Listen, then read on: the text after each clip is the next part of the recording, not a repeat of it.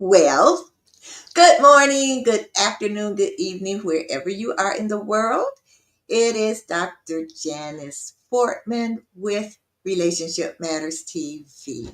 I hope everyone is having a beautiful, blessed morning, afternoon, or evening. Today was a busy day for me. When I say busy, that means I'm here in Chicago, and if I want to go anywhere, sometimes I have to drive a long way. And so today I went to the Better Business Bureau's Torch Awards luncheon, and I was among some, I would say, business superheroes. It was an amazing event. And I don't know if I said this on my last episode, or a couple of episodes ago, but I didn't get an award because I'm new, but I am a member now. They reached out to me of the Better Business Bureau, and I have an A+ rating. And so I'm really, really happy about that. So, and I want to thank all of you who they reach out to different people and organizations, companies, and they find out, okay, who is this Dr. Jan Foreman? What does she do? And is she ethical? And so, yes, I am. Well, I have a guest. I don't want to talk too long because I have a guest today, and we are talking about a subject matter. We are talking about love. I like to say it like that, love. And and I am excited. I'm excited. And people that I talked to, they were excited. So I'm not going to take any more time chatting. I'm going to tell you about who I have today. His name is Dr. Mark Hicks. And let me tell you about him. He's an author. He's a ghost writer, a speaker, a counselor, and a relationship specialist. His passion lies in unraveling the mysteries of love and relationships, digging deep into what makes them tick. And he firmly believes that healthy relationships are the cornerstone of a fulfilling life and career. I totally agree. And he loves sharing insights that change lives. So hopefully he's going to change some lives today. He's even going to change my life, hopefully. Okay. Let me bring him on. Hello, Dr. Hello Mark. to you. Thank you for having me here. How are you? Good. Doing just fine. That's great. That's great. We're going to jump right into it. Excellent.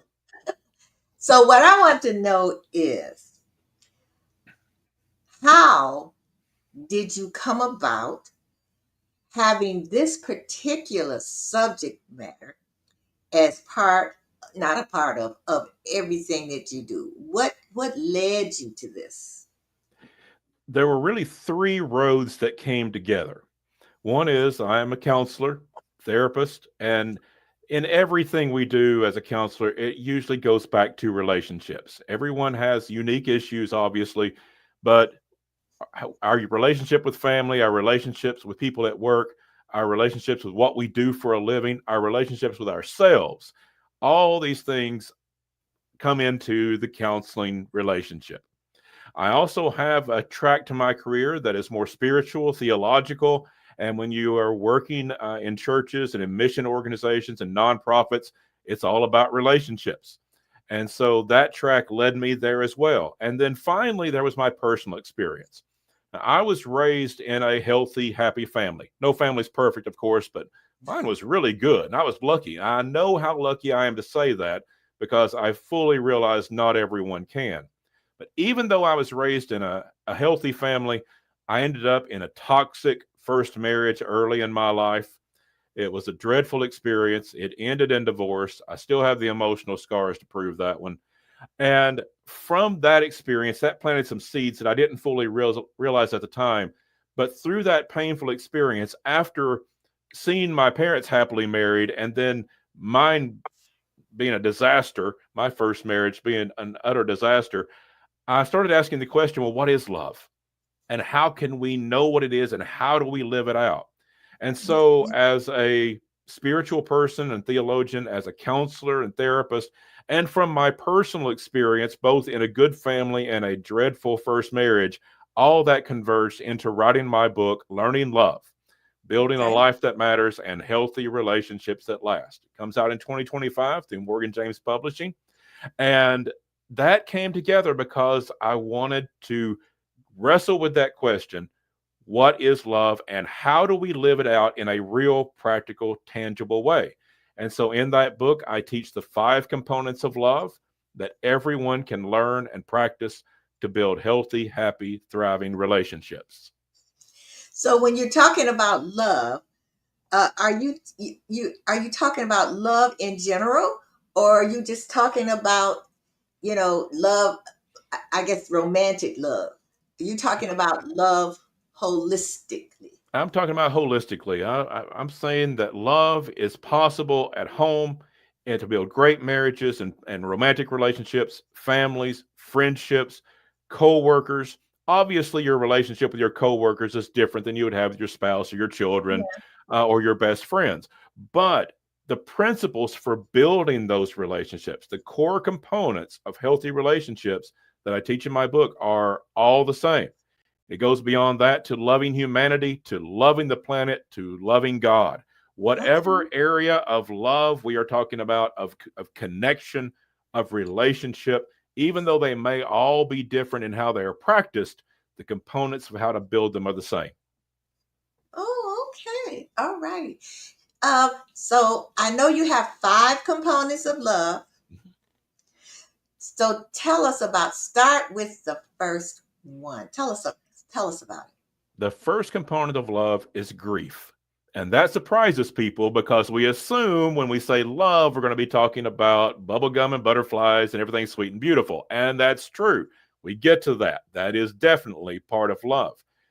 But the reality is, we don't get through life without scars. Yeah. And if you talk with someone who has put up emotional barriers, keeps people pushed out of their life, keeps people at arm's length, has struggles connecting with people, whether it be family or friends or coworkers, and is really living behind a prison of their own emotional walls, these are people that have been hurt. These are people that have come out of dysfunctional families, been through a divorce, been through abuse, been through some sort of relationship trauma or hardship, and have put up those emotional walls. And that keeps them from connecting and having the kind of relationships they want.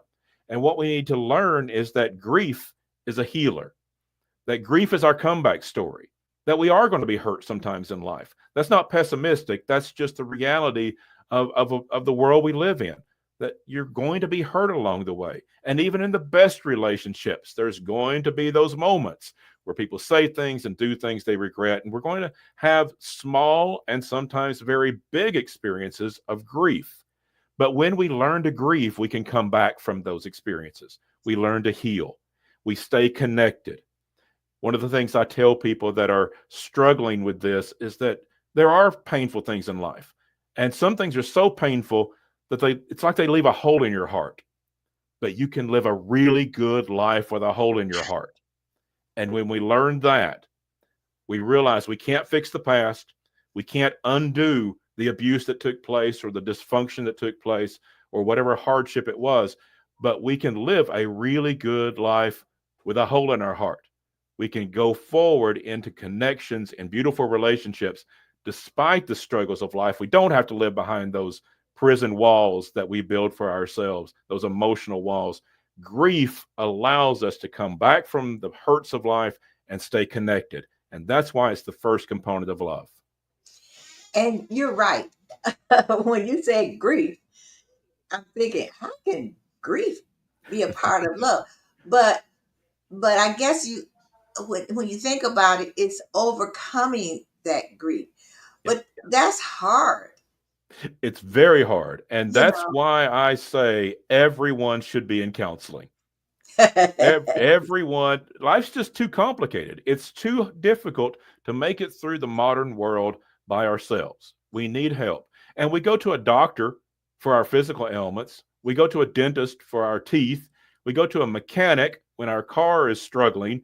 We call a plumber when we have water flow problems. We have any number of professionals that we go to, lawyers when we have legal issues, even to just make a will or a property contract. We go to a lawyer. We have so many professionals in our life to make our life better or to function well in life. Why would we want to do any different for our emotional and mental health and for our relationships, which I could argue are the most important issues of life? Why would we not want a professional there to help us through these very difficult times that could lead to the destruction of relationships, or we could have professional help that leads us into staying connected and having the relationships we want? Everyone should be in counseling. Yeah, I agree with you because and that keeps you from bringing that baggage, you Yes. know, from the from one relationship to say a bad relationship to the next relationship. And a lot of times we think, oh well, we've gotten over that. Yeah. That doesn't really impact this relationship. But as time goes on, you find out, yes, you came with that baggage, you came with preconceived notions. Yep. So what's the second component? The second component is emotion. That's the one we know about. That's the bubblegum and butterflies that we expect. It's that emotional connection that we all want. And it's a beautiful thing. And for some people, it comes very natural. We don't have to teach them. It's just something they experience. They come by it naturally. They wear their emotions on their sleeve. They're very comfortable expressing emotions. And to those people, I always say, just go be yourself. I don't have to teach you anything. But there are other people that are more cerebral. They're more quiet. They're more reserved. They don't feel as comfortable with the vulnerability that inevitably comes with emotion. And to those folks, I say it's a practice. You don't have to be perfect, but it's a practice. The people that are in your life that you love need to know you love them. The people you care about need to know you care. If you appreciate somebody, they need to know you appreciate them. This is at home, at work, anywhere. And so learn to express that. And it's a learned process for some people. And that's okay. It's like any other skill set, you get better as you practice. And so if you love somebody, practice saying, I love you, even if it feels kind of awkward. And if that just can't happen because maybe in your background, you were abused and love was a weapon, love was a word that was misused, well, that's okay. You don't have to say it. Say, I appreciate you. Say thank you when someone does something nice. Those kind of expressions count too. Work your way into saying, I love you, and find ways of expressing that so that you can let people know that you care about them, you appreciate them, and you love them. That's the goal of the emotional connection. Okay, I just got a text, and this person wants to know, how do you know when people say I love you that they really mean it? That's an excellent question. And yeah, I wouldn't just trust it because someone says it. Their actions have to match it. It's good to hear it, and I think it's important to say it. I think as part of the emotional connection, I'm going to advocate that we say it out loud, but it has to be backed up with action. There are people that will say the right thing and do the wrong thing, and that's part of a toxic relationship. It's part of an abusive relationship. And so, yeah, put people to the test. Not in an unreasonable way, but do their actions match their words? If they say they love you, but they're continually doing things that are toxic and abusive, that's not love. That's just talk. So talk is good, but it has to be backed up with actions. I agree. Actions speak louder than words. Absolutely. Yeah, yeah. You are exactly right. Uh, what about people that some people need to hear that I love you, Yeah. need to hear the words. Some people don't need to hear the words. So when you're saying, tell people, I love you, how do you know whether or not, okay, all right, let me back up. Let me let me be transparent. So I say it, but I don't always say it, even Mhm. though I feel it. But Mhm. what you're saying is to practice it, Yes. you know, and not feel, I guess, embarrassed to say it, so to speak. Yeah, I think You it's gotta very practice. healthy just to practice it so that if you love somebody, they hear you say it. It doesn't have to be overboard. Every relationship is different. You're absolutely right. Some people, they just really need to hear it every day. That's just something that they crave. And that's okay. That's a personality type. Other people, you tell them once in a while, they're fine.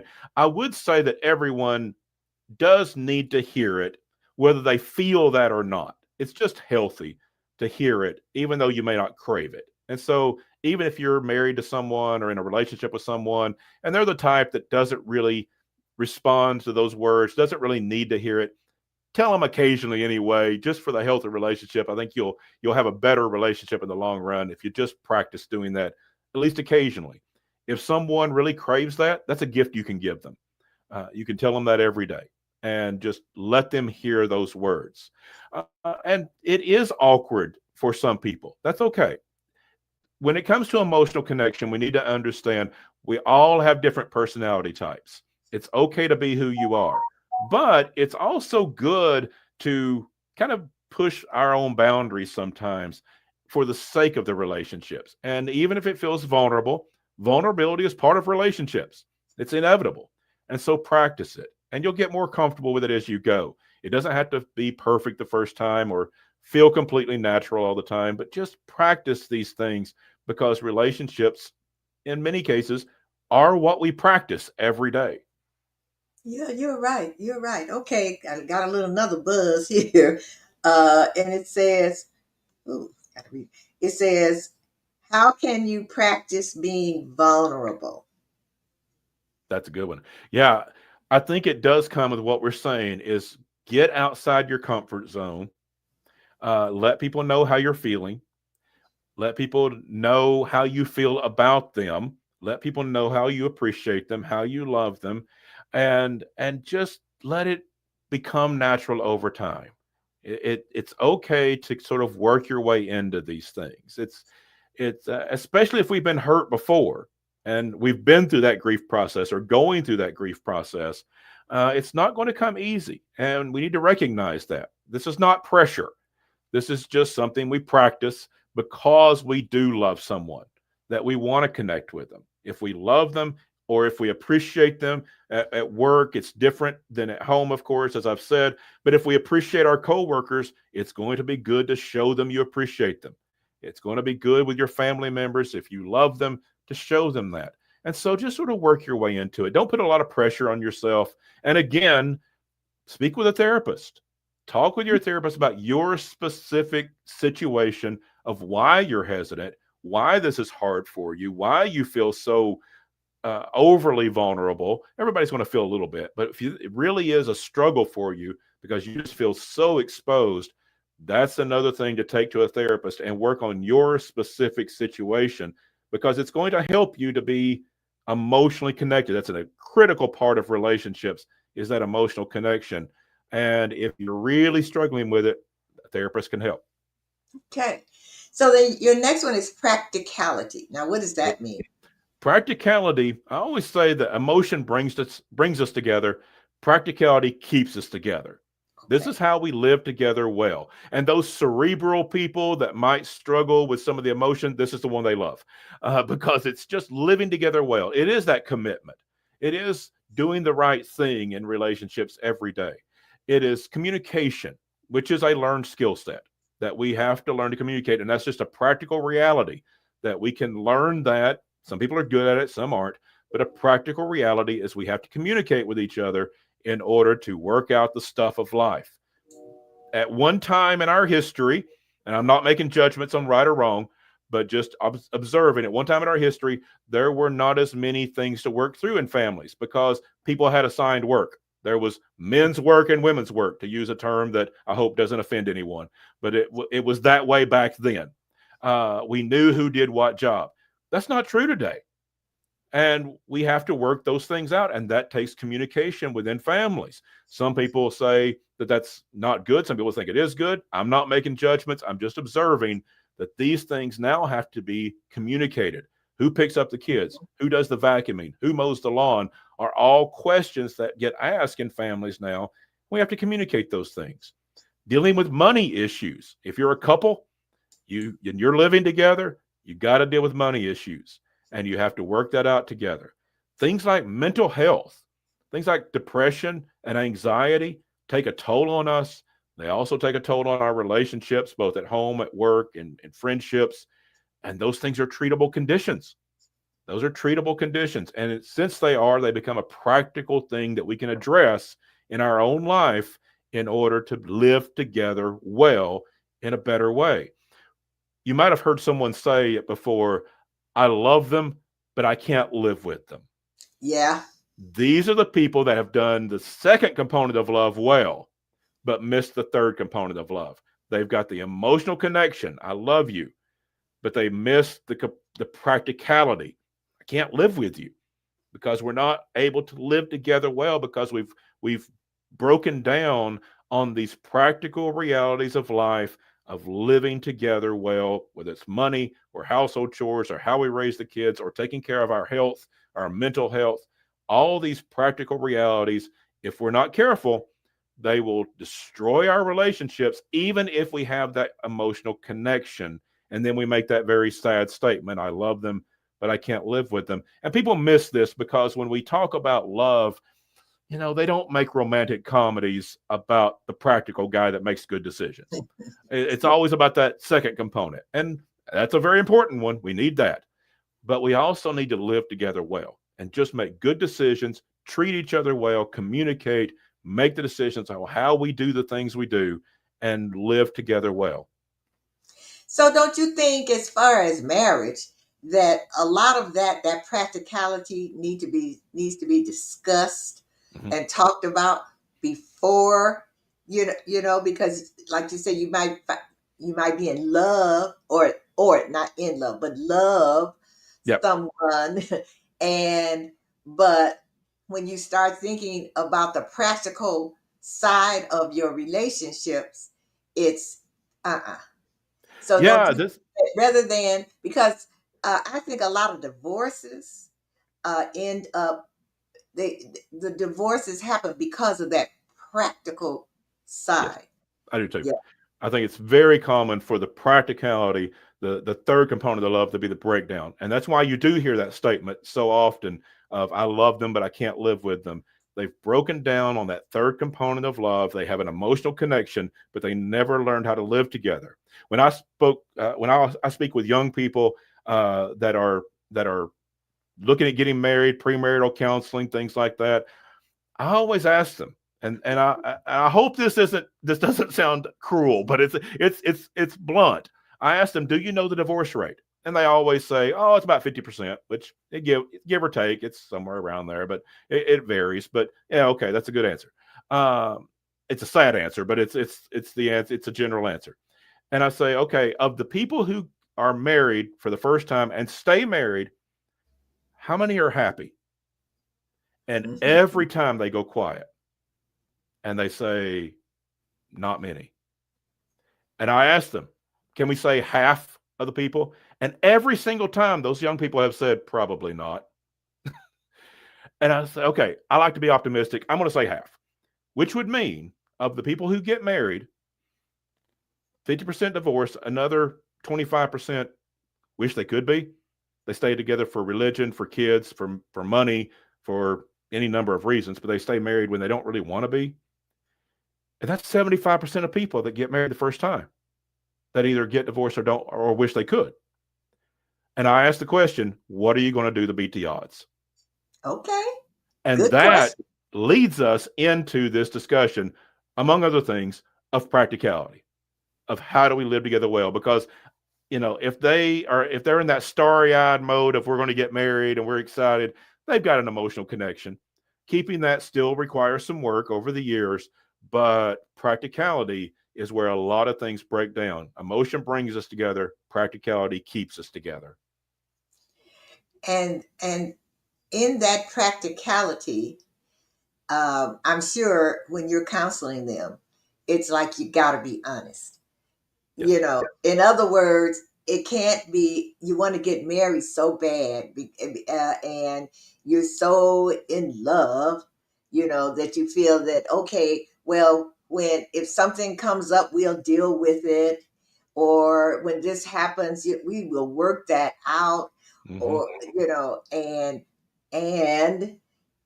and what would happen as the time goes on, like you say, that practical thing comes up. Oh, I didn't know that. Uh, oh, I use it in my first marriage. Uh, I'm like one of these very organized people. Hmm. Well, gee, I didn't know that you like your stuff all over everywhere. Yeah, and it's okay for opposites to attract. It's okay to live with people that are not just like you. Sometimes it can actually balance us out a little bit, but you have to communicate that. You have to learn to live together. You can't Right. just be in the emotional aspect of love, which is important. Don't want to downplay Is that. it? Second component is important, but the third component is equally important. We have to learn to live together well. Okay, so I was reading within that component, you talked about toxic relationships. Hmm. How do you get I've seen relationships where they love each other, Hmm. but it's a toxic Yeah. relationship. Yeah. How how do they get out of that? It seems as though they can't. It was Gladys Knight song. Neither one of us wants to be the first to say goodbye. Yeah. It Yeah, is so difficult when we start talking about dysfunctional relationships and toxic relationships. But one of the practical realities of life is that some relationships have to end. Under the category of the third component of love, it means you might love someone, you might have an emotional connection there in that second component, but some relationships need to end. And that surprises some people that I say that because they assume as a relationship coach and a counselor that I would think every relationship could be saved. And particularly since people find out I come from a spiritual background, they think, well, can't God save every relationship? Theoretically, if everyone is going to counseling, they're practicing these five components of love that I'm teaching, they're getting the help they need, they're listening to experts like you, they're doing the work, theoretically, yes, every relationship could be saved. In reality, not everyone's going to do that. There are some bad people in the world. There are some toxic people in the world. There are abusive people in the world. And those relationships need to end. First of all, no one was put on this world, no one was created to be abused. That was never our purpose. No one was put here, no matter how you think we got here, whether it's through billions of years of evolution or we were created by God. Those are both really good origin stories, and neither one put us here to be abused. Secondly, the best thing that can happen to an abuser is to run out of people to abuse because this okay. is not healthy for them. This is not good for them. This is not a healthy, thriving life for them to be an abuser. This is not the life they were intended to live either. No one was put here to be an abuser. And the best thing that can happen to them is to run out of people to abuse. Some relationships, as hard as it is, they have to end. That is a practical reality. And that's why grief is the first component because you may really suffer a grief process even if you've been through abuse, particularly if you're talking about parents that you were tied to instinctively, biologically. That's a tough loss. Yeah. And even though that relationship might need to end, it's going to hurt. And that's why grief is so important. That's why grief is that foundational element of love, the foundational component of love, because we have to come back from that grief in order to have healthy relationships. But you cannot have healthy relationships if your life is filled with unhealthy ones. Wow. That's deep. Yeah, that's very true. Well, we got a couple of comments, but I need to take Okay. a couple of quick breaks. and we're going to come back with your other two components and then the other questions that I see. Okay, so we'll be right back. Don't go away. And if you have any questions and comments, either text me like some folks are or put it in the comments. So we will be right back.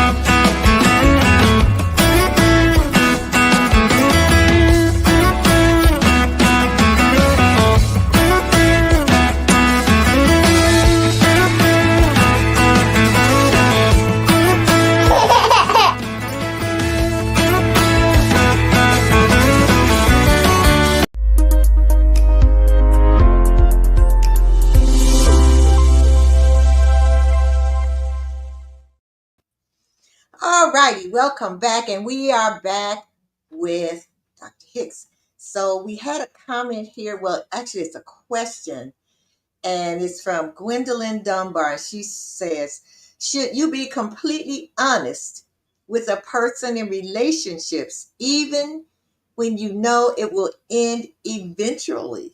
If so, when? Well, Ooh, that sounds like there's a story behind that question. That, whoa. um, yeah, these are tough lines to draw sometimes, and I don't know without knowing the story, the background, that I would be in a position to give direct advice there. But I will say, when you have these decisions, I'm going to again say, get a counselor, get a therapist, talk about those very specific things, and give the full story. And also, toxic relationships, abusive relationships, dysfunctional relationships thrive in secrecy.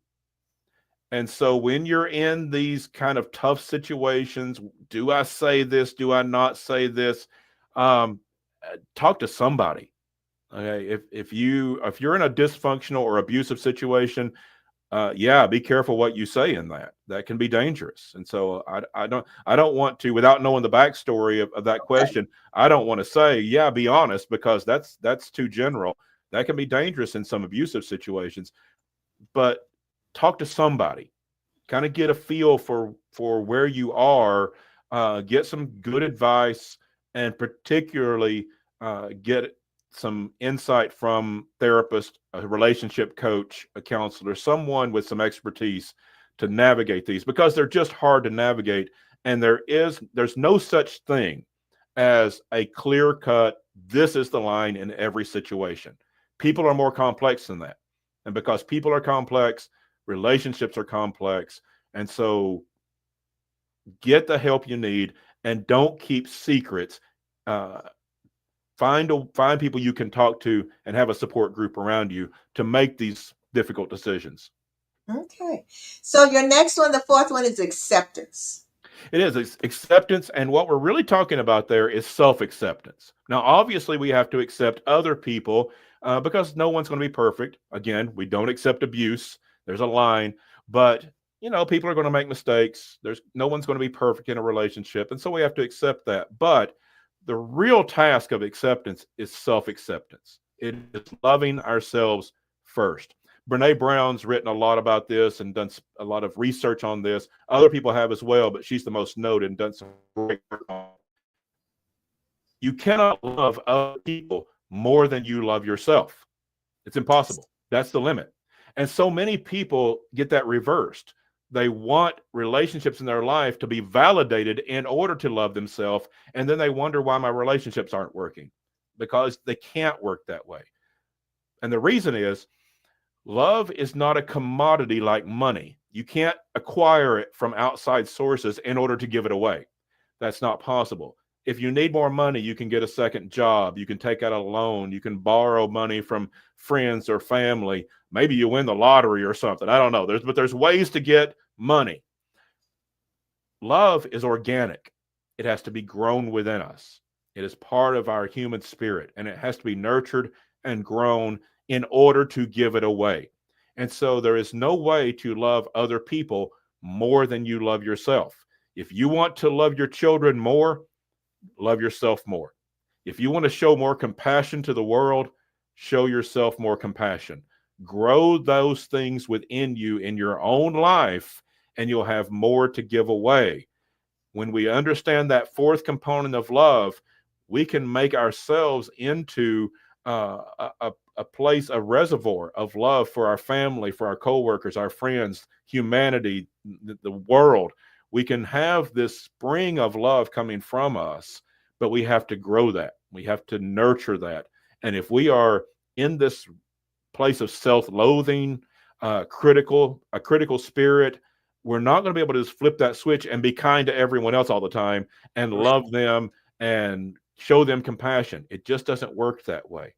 For instance, if you go to work, you make a mistake, and you spend your day saying things like, I am so stupid. I can't believe how dumb I am. I cannot believe I did. And you just kick yourself all day long. How are you treating your family that night? Right.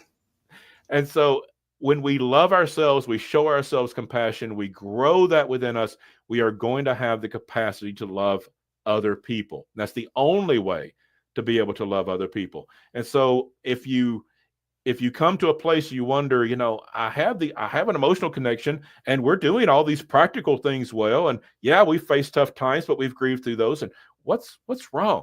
Look at yourself. How do you treat yourself? Do you love yourself? Are you accepting of yourself? And if you're not, it may be hindering the way you love and accept the people in your life. And I just kind of laughed because I thought, wait, he just said something I said the other day in a presentation about that negative self-talk and about saying, oh, I'm so stupid, I'm so dumb, I'm unattractive, and needing someone else to validate you and tell you, oh no, you're not dumb, because you have to know it in here. You have to silence that inner critic that you have. Because if you don't, you're right. You take that into the relationship. If you don't love yourself, you cannot love anyone else. And No, and it, that's the truth. it's impossible to do it no matter how it feels. And that feels like you can. It feels like, oh, I can despise myself, but I can surely love my children. No. Brene Brown actually tells the story about when this started emerging in the research. She started seeing this in her own research and started to cry because she knew how critical she was of herself. She knew how hard she was on herself. And she thought she could love her husband and her children more than she loved herself. And when she started realizing from the research that's not true, she not only started to cry, but she called a therapist and she got Okay. into counseling.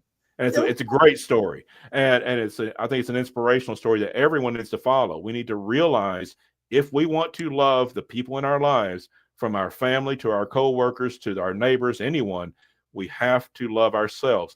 And as you said, watch that critical spirit, because think about the other side. If you do something really well at work one day, do you spend the day thinking, I'm so good? wow, look at me. Probably not.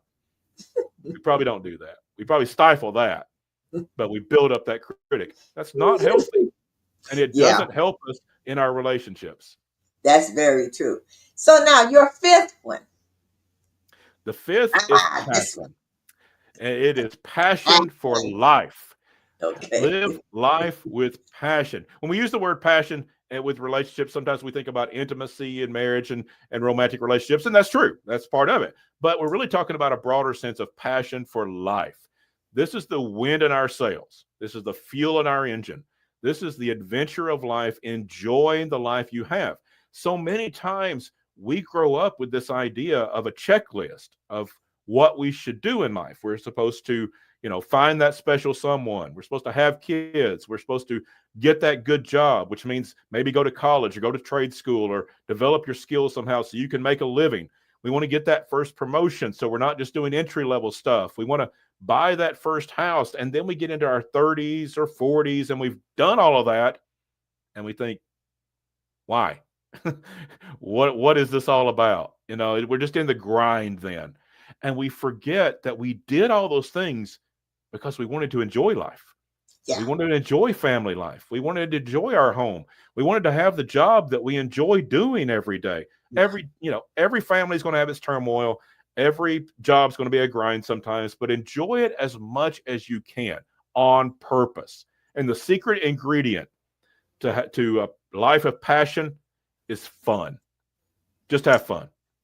Yeah. Enjoy your life every chance you get and make fun a priority. There's all kinds of scientific research now about what fun and humor does for us, for our physical health, for our mental health, our emotions, and our relationships. It just helps everything along the way. And again, sometimes we're doing one or two or three of these components really well, and Hmm. things just aren't working. Very often, it's that fifth component. We forget to Okay. have fun. Now, of course, life's serious sometimes. That's why Hmm. practicality is the third component of love. And yes, life is tragic sometimes. And that's why grief is the first component of love. We don't forget those, but let's not forget about passion. Let's not forget that fifth component, that we need to enjoy our family, have fun with them. We need to enjoy what we do for a living. Yes, it's a grind sometimes, but we need to enjoy it as much as we can and enjoy the people we work with as much as possible. Enjoy your life and have fun on purpose. If you're a to do list kind of person, put something fun on your to do list. Not because it's trivial, it's absolutely not trivial. It's healthy and it is an important component of love. If we're going to love the people that we are with in life, love the people we live life with, we need to have fun with them. We need to enjoy them. And that's what gives us passion. I love what you're saying. And I had a birthday party, and the theme was "Living My Life Like It's Golden." Yeah, And so, because it's a song, and by Jill Scott, and uh, and I really believe in that. I believe in you know what? It's like if you can't enjoy yourself, yeah, then you can't enjoy others. that's exactly You have right. And yeah, fun with stuff. yeah, you're tying together that fourth component and fifth component, and that's a good tie. That the more we love ourselves, we enjoy our life, then the more passion we have, and the more we can give that away to other people. The more we can share that passion with others and encourage them to have fun and enjoy their life because we need to enjoy it. We need to have fun and enjoy that passion for all the work we do. Have fun along the way. So many people think that's trivial, that it's No. childish. It's not. It is healthy and it makes us happy. Okay. Sandy Barney Ennis says in a relationship that's toxic, one person reaches out for help and the other refuses. I would think their relationship would get more lopsided and more irreparable. What do you think? That is possible. Uh, if I would still say, if you're willing to get help from a therapist and your partner is not, go anyway for a couple of reasons. If the relationship can be saved, if that's your goal, you're going to have to love yourself. You're going to have to be as healthy as possible. and you're going to have to help your partner into a healthier place. And you're going to need help to do that. You need support to do that. And so, if you're in that situation and you can't go together because your partner refuses, then go anyway and develop strategies to keep yourself healthy and do what you can to get that relationship healthy.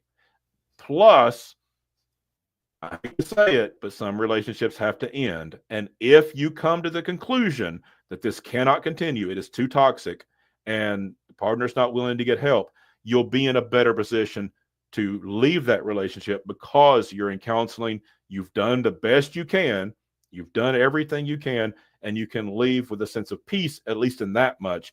And you'll have the therapist there with you to help you in that grief process. So, even if they won't go, go anyway. Either place that ends up, either a healthier relationship or an ending relationship, you're going to be better off being in counseling. Okay, all right, Sandy. So let's talk about your book, Well, thank you. Yes, I love to. Learning Love, Building a Life That Matters and Healthy Relationships That Last. Tell us about your book. Well, that particular subtitle, Building a Life That Matters and Healthy Relationships That Last, was something my professor, my counseling professor, used to always say when I was getting my master's degree. He said, everyone's unique. Everyone has unique issues, and you need to meet people where they are. However, everyone's looking for the same thing in life. Everyone wants a life that matters and healthy relationships that last. And those are not two separate things.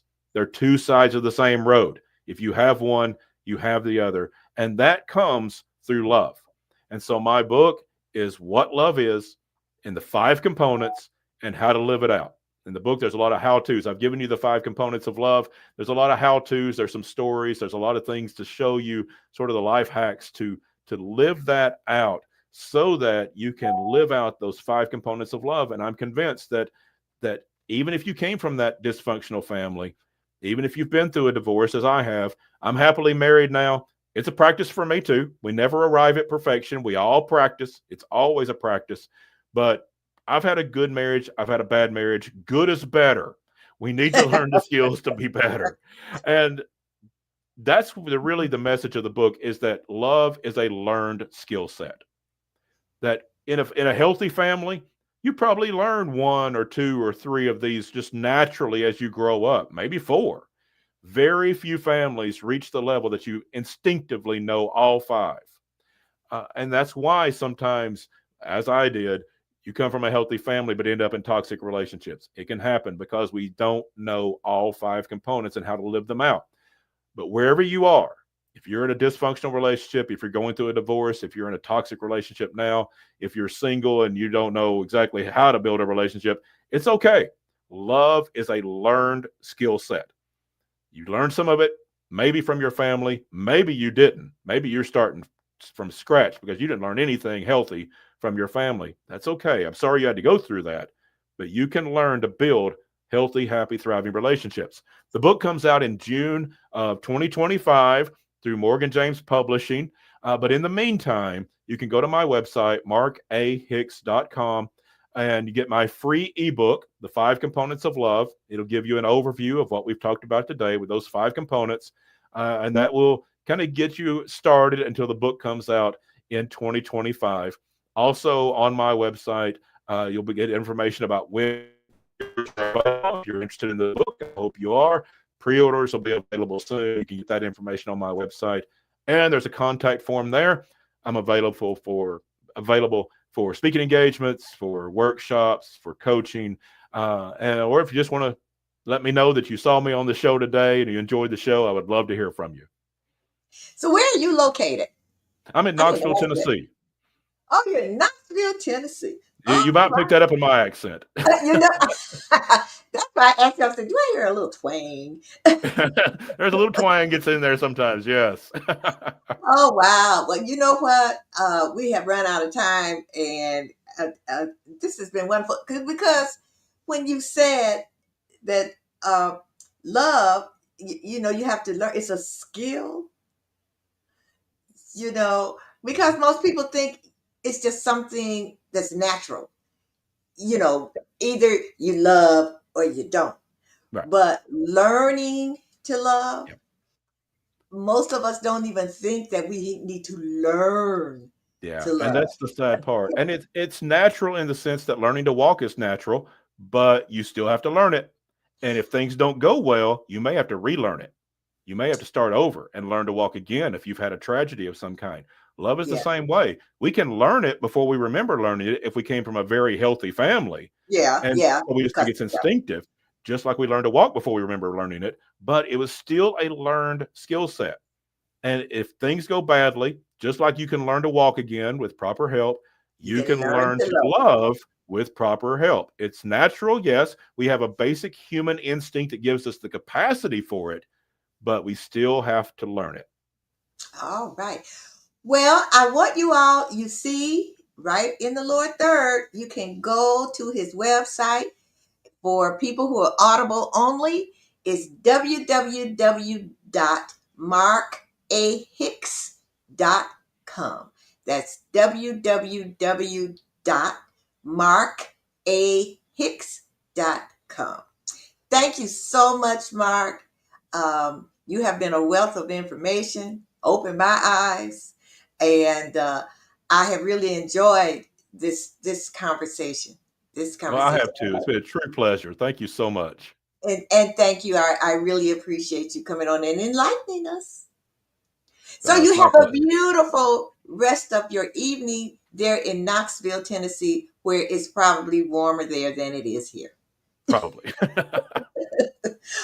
All right. Good night. Good night. Thank you so much.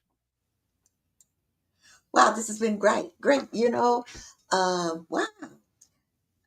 All those five components. I just never thought about that. And I never thought about grief. That's really different. That's really different. So, you who are watching, I hope that I know that you really, really got something out of this, a lot out of this. And so, learn, it's a skill, learn to love. So, I will see you again next week. And I'm not sure who my guest is. I think it's going to be a surprise. And then the week after that is Thanksgiving. And I will probably have an encore. I think I'll encore this one because I think everybody needs to hear this. This world needs love. So I'll see you again next week on Relationship Matters TV. And remember, there are all kinds of relationships, all kinds of relationship matters, and life is about, I'm going to use this, love and relationships. See you next week. Bye bye.